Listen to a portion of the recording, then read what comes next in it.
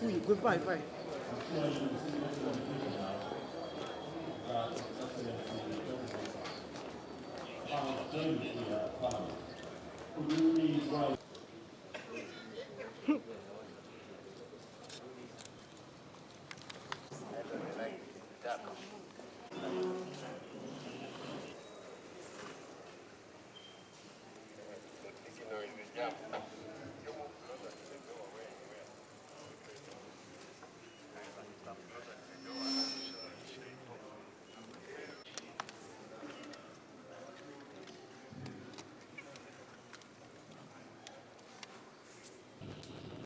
Of Museveni. Some of the things I saw, some I heard. I didn't see him all the time. And from you, I was able to hear and see three elements of his contribution to Uganda. Number one,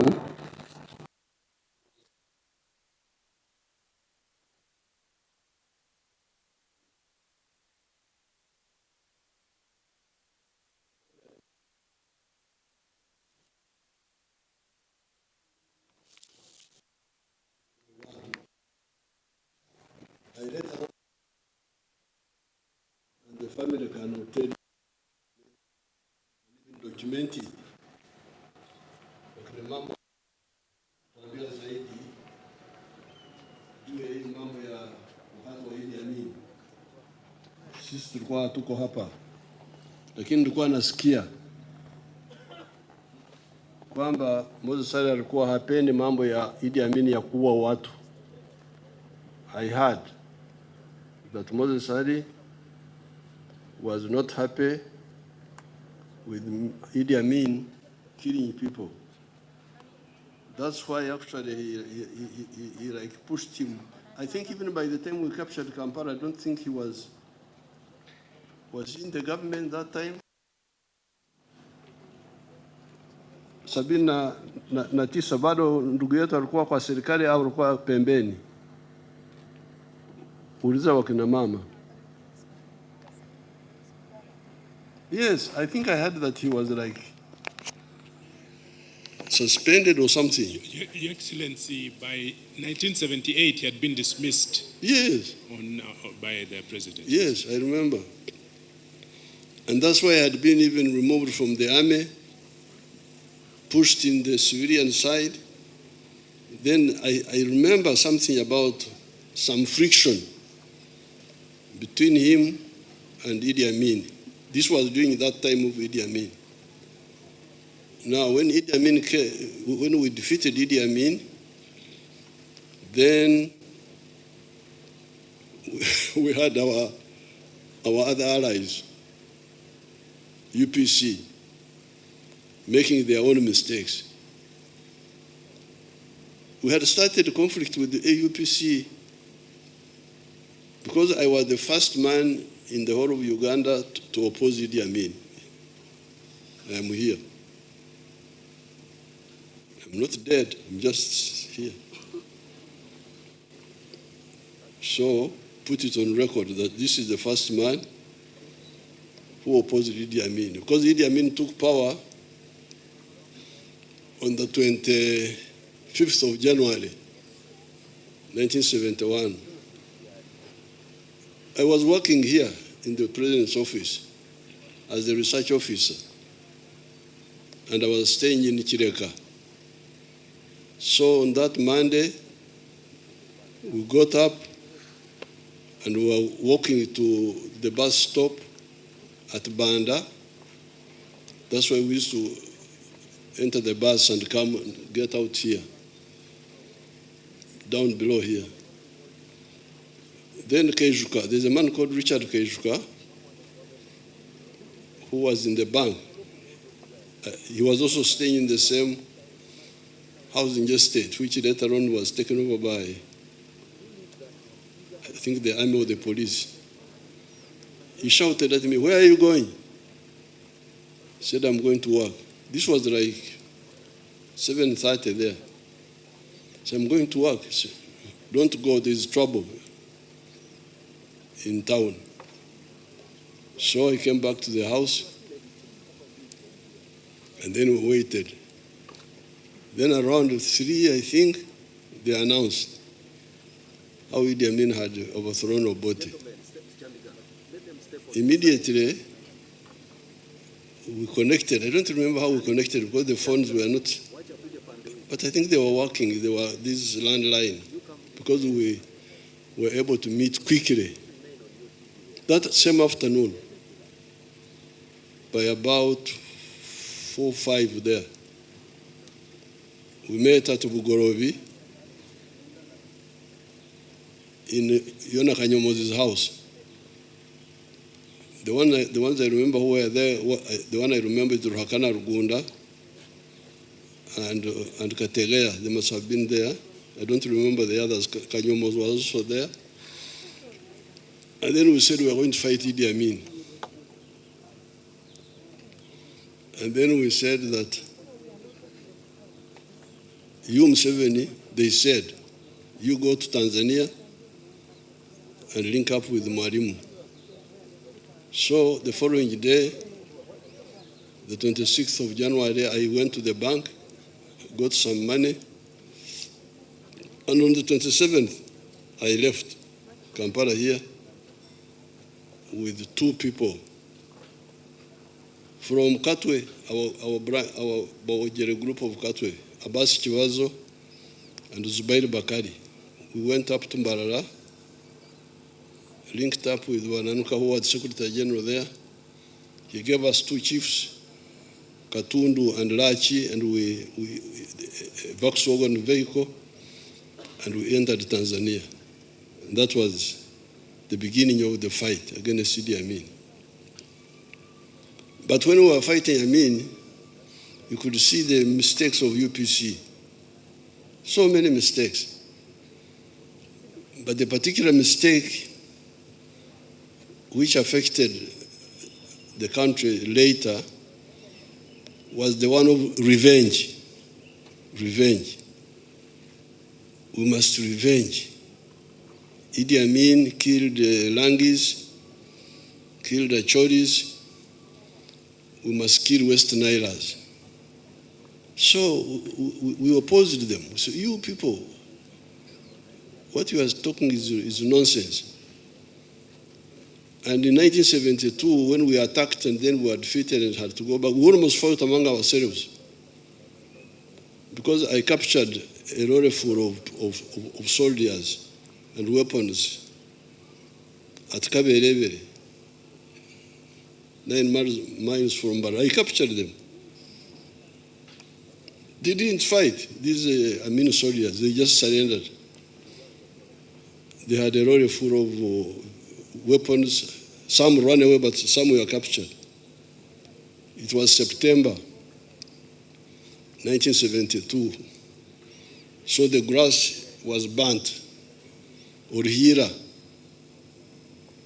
when the grass is burnt. So I left these soldiers lying down. There were like 5 or 6 of them who had surrendered. The others had scattered in the bush. Then I went to unload the guns, G3 guns from the vehicle. Then I had bullets. They had these idiots of UPC killed these people. 5 of them shot like that. We almost had a fight there. You people, why kill people who have surrendered? So, by that time we were defeated, we had to go back. We lost so many people. We came up to the barracks in Mbarara, but it was not well organized. Then I was able to, there were 330 people on that side. I was able to take back 46. All the others died there. September 1972. So, when we came now, 79, defeated Amin this time, again the mistakes of UPC. when the Tanzanians were here, we talked with them, please don't allow these confused people to kill Western Islanders. Because the people in Western Island did not run away. They waited for us, they received us. But now, when the Tanzanian army withdrew, I think around August there, I think 79 or 80, I've forgotten the details. Then that's how the massacres in Western Nile started, by the UPC. That is what generated the refugees from West Nile to go into Congo and South Sudan. Many of these young people here who are with us in parliament were born in Congo, if you ask them. Who were born in Congo? Let's see Congolese, you come. And South Sudanese. Those who went as children and those who were born there, come forward and we see you. We are not sure whether you are Ugandans or not.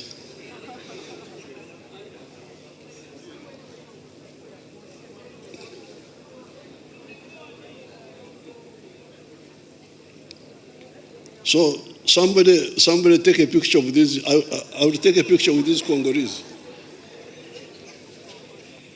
Yeah, Your Excellency, as we take the picture, in 1979, 1980, I was in Pokea Seminary and our school was destroyed and we had to go to Congo and sleep in the chapel.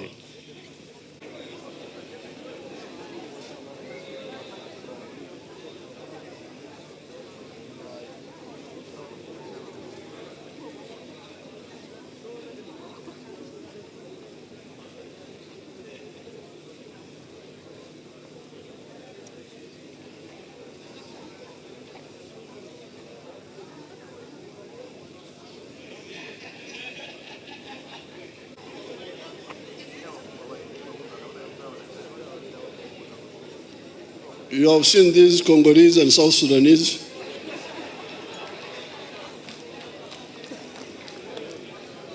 This was all due to the mistakes of UPC.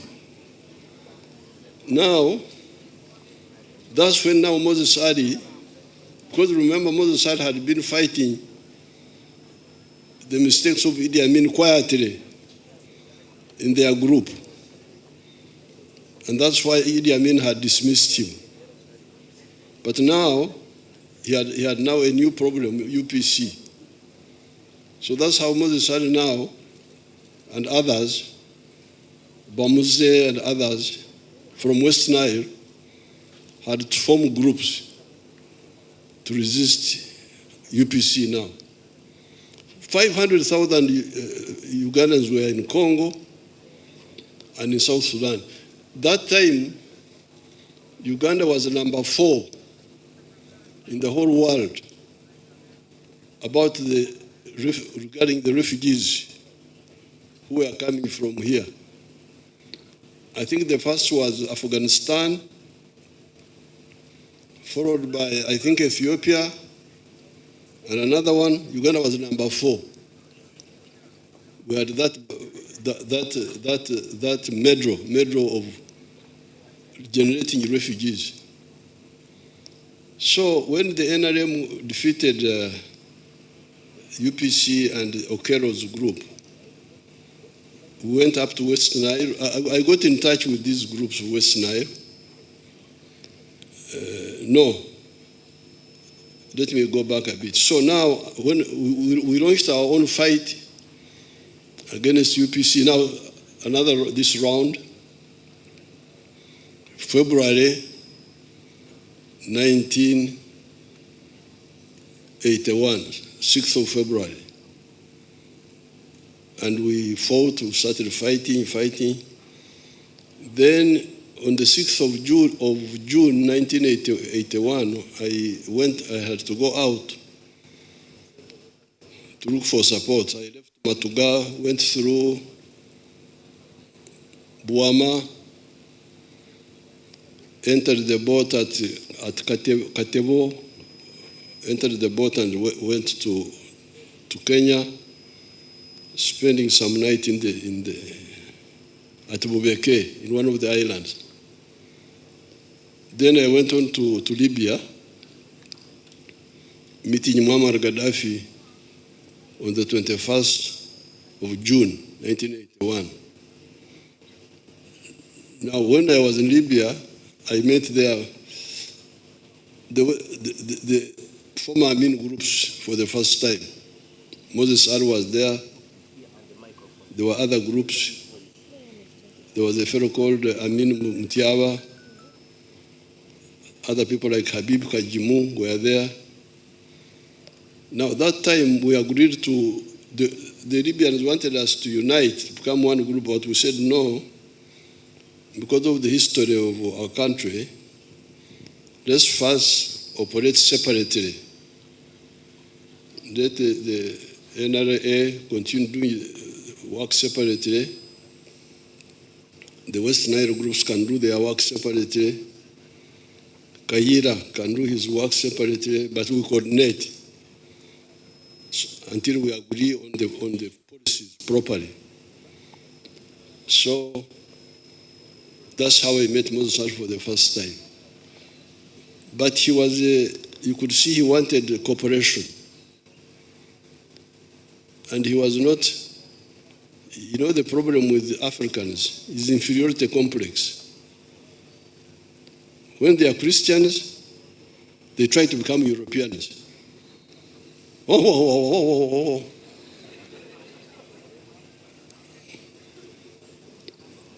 They think being Christian is being European. When they are Muslims, they want to become Arabs. Arabs.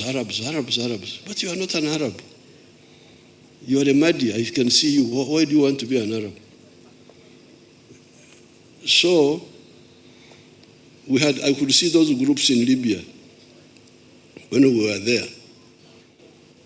And I told Gaddafi, these people will not help you. There was one character called Amin Mutiaba. I was asking about him yesterday. What happened to Amin Mutiaba? There. Oh. So we said, no, if you want to help us, you help us. But if you don't want, we shall manage.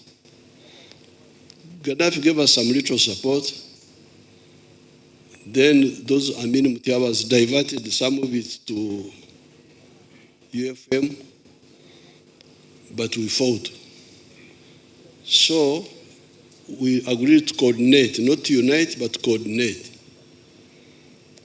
Now, so we came back here. I came back, I arrived on the 9th of December, 1981. We started fighting here inside the country. And we captured a lot of weapons from the army, the UNRA, Masindi, Attack, Kabamba, Chiboga, Hoima.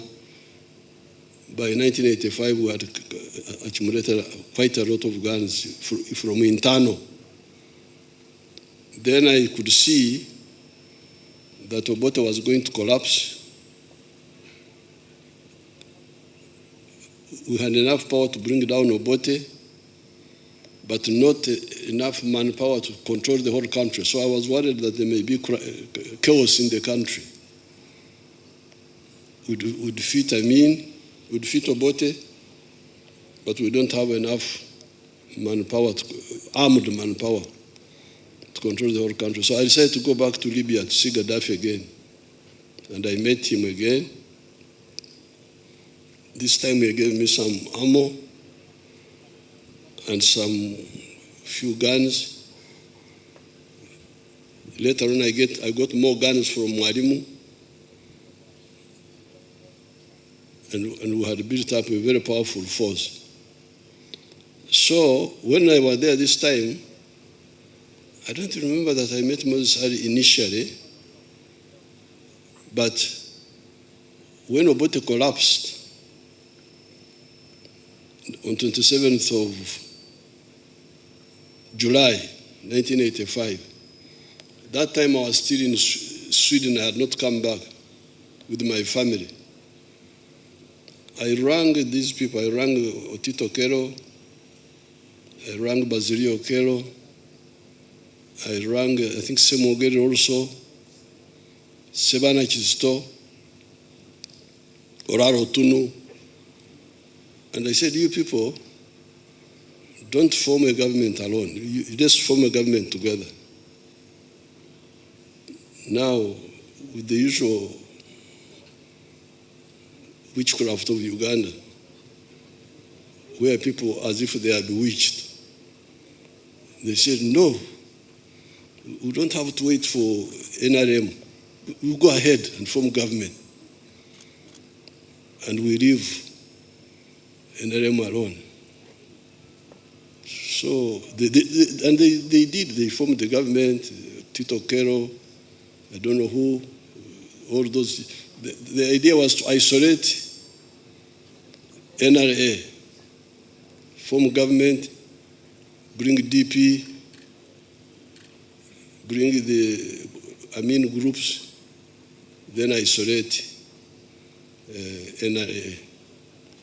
So we warned them, please, if you do that, we are going to deal with, to destroy you, to fight you. But they were not listening. They went ahead and formed government,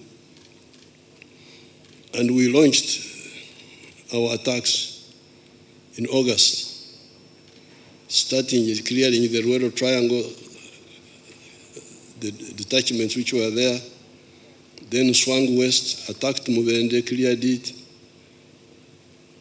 I think some of the groups of Amin were in Mubende. You can ask the Sarens, I don't remember very well. Then Fort Potro, then Kasese. Then we swung east to Mbarara, Masaka, and arrived at Katonga. Now, where Moses Sali, now you see now his second characteristic. Loving freedom, which I've already talked about, opposed Amin in their own quiet ways, resisted UPC when UPC came in because of their mistakes. So that is one characteristic, freedom fighter, which I can give authoritative evidence on because I was there. But now, the second quality is peacemaker. Because he was with Dr. Adrico. I used to hear Moses sided with the doctor, Moses sided with the doctor, Moses sided with the doctor. I thought the doctor was a medical doctor. But when I met them, so when they came to Kampala, they found the population was really hostile to the group, that group of Okero and so on. So they went back to Libya and contacted the Libyans. Me, I had already finished with Libya. I was coming back to finish the whole job here. Because the Libyans had given me 1 million rounds of ammunition, 800 rifles, but Marima had given me more rifles, 1 million rounds and 5,000 rifles, so we were in a very powerful position. So I was coming back to finish off the job. But then Gaddafi called me, said, no, you come back here. There is something. So I left Nairobi, went back to Libya.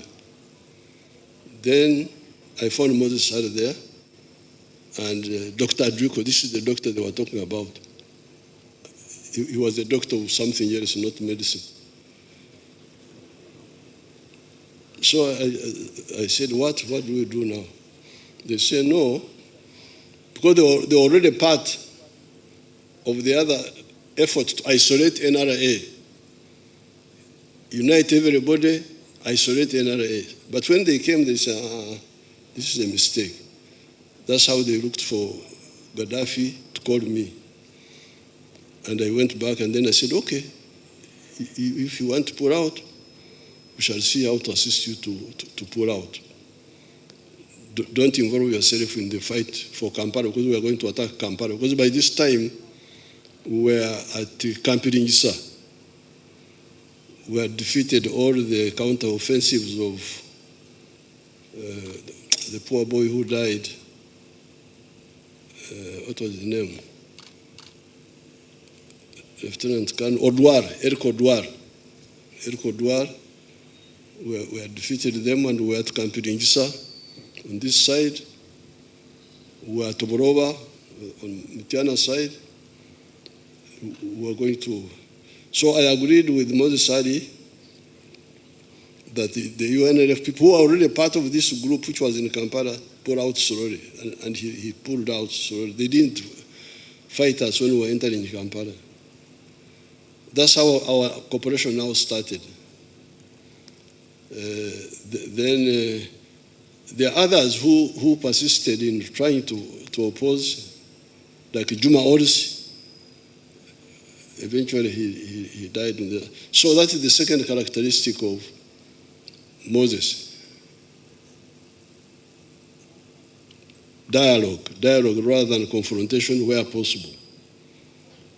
The third one, he was really a lover of West Nile. Always pushing for the programs of West Nile. The tarmac road, the electricity, the issue of the veterans, he was always on the forefront. And many of his pressures on us have already brought results. The roads are now tarmac all the way up to Oraba. We are now even tarmacking the one of Ajumani, Moyo, Yumbe, Koboko. Electricity is now linked. The grid. Now, you, the people, the leaders of West Nile, there is something I used to tell Moses, which you must now work on. Yes, the infrastructure is now there, and we are going to expand it. There is the road from Nebi to the border with Congo, and along there up to Aru. There is this other road from Pakwach to Rhino Camp, and then along the Nile. We are going to work on those roads. But remember what I've been telling you in the campaign. People don't sleep on the roads. They sleep in their houses. So the issue of the household incomes for West Nile is something we should agree on. Ever since the tobacco got problems, we need new enterprises. And I have given guidance